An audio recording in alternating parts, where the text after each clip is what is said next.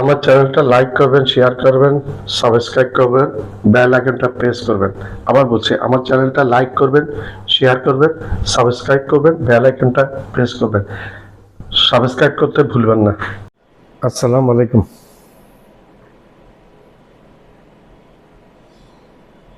General Upendra দ্বিবেদী, ভারতের সেনাবাহিনী প্রধান, গত কয়েকদিন আগে তাদের সেনাবাহিনীর একটা অনুষ্ঠানে হুঙ্কার দিয়েছিল পাকিস্তানকে বিশ্ব মানচিত্র থেকে মুছে দিবে।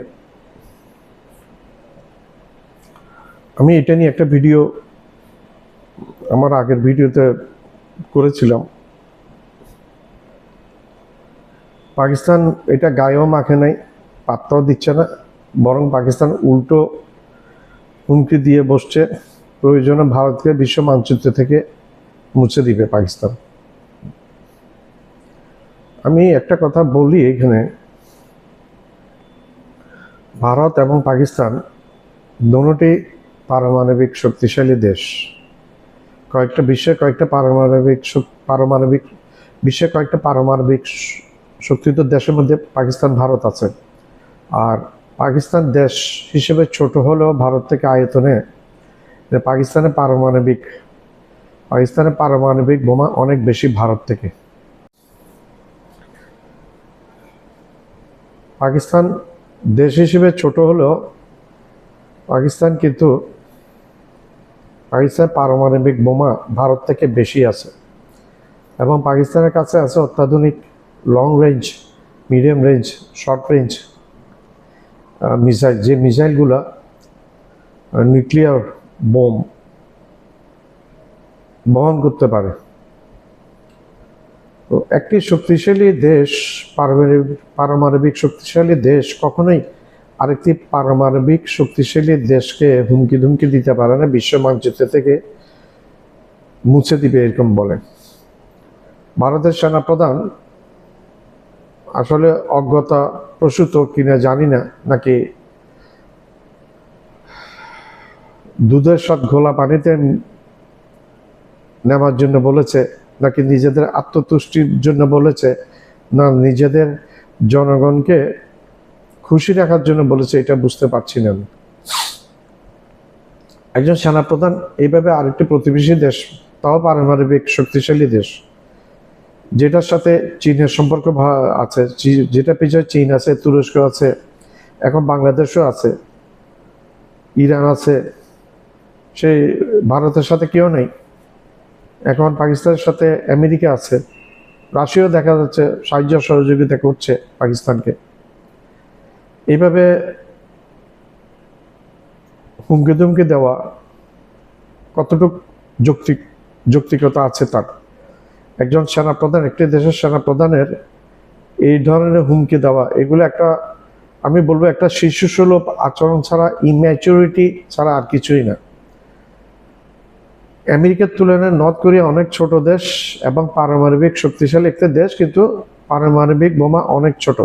আমেরিকা বিশ্বের মধ্যে সবচেয়ে শক্তিশালী দেশ, আমেরিকা এবং রাশিয়া।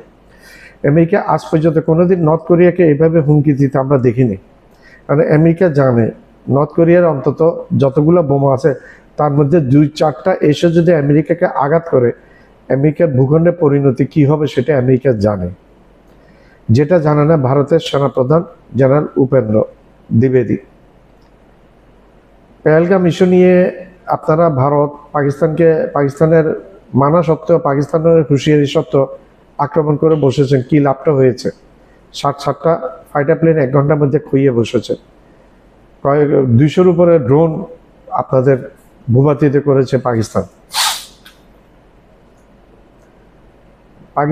এইবার খুব আশ্চর্য, পাকিস্তান এইবার প্রমাণ হাজির করেছে যে ফাইটার প্লেন যে ভারতের ভূপাতিত করেছে তার প্রমাণ হাজির করেছে, এবং এটাতে বোঝা যায় ভারত কিন্তু পাকিস্তান আক্রমণ করেছে ভারত আক্রমণ করেছে রাতের আধারে পাকিস্তানকে, এবং তার বেসামরিক স্থাপনা, মাদ্রাসা, মসজিদ এবং এতিমখানা এবং ছোট শিশুরা পর্যন্ত রেহাই পায়নি। প্রতি উত্তরে 2 দিন পরে পাকিস্তান যে হামলাটা চালিয়েছে ভারতের টনক নাড়িয়ে দিয়েছে। ভারত ঘুম হারিয়ে ফেলেছে মোদি। এই হামলার পরে 2 দিন মোদিকে দেখা যায় না জনসমক্ষে। পাকিস্তান বেছে বেছে ভারতের সামরিক স্থাপনা ধ্বংস করেছে। বাধ্য হয়ে ভারত এক প্রকার আমেরিকার এই ডোনাল্ড ট্রাম্পের শরণাপন্ন হয়েছেন যুদ্ধ বন্ধের জন্য।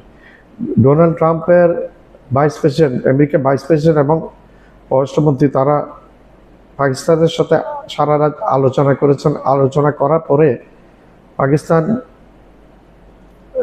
রাজি করেছে যুদ্ধবিরতির জন্য।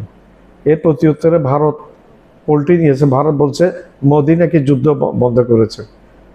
মোদিকে আমি একটা প্রশ্ন বলতে চাই, তোমার কথা কি ভারত যুদ্ধ বন্ধ করবে? যুদ্ধ তো তুমি শুরু করেছিল, বন্ধ করার দায়িত্বটা ভারতের, পাকিস্তান। যুদ্ধ তুমি ভারত শুরু করেছিলে, বন্ধ করার দায়িত্বটা পাকিস্তান। আর পাকিস্তানকে আক্রমণ করার পরিণতি কি হয়েছে সেটা তোমরা সামান্য একটু পেয়েছো 2-3 দিনের এই কনফ্লিক্টে। আর তোমরা পাকিস্তানকে বিশ্ব মানচিত্র থেকে উধাও করে দিবে এরকম বলছো।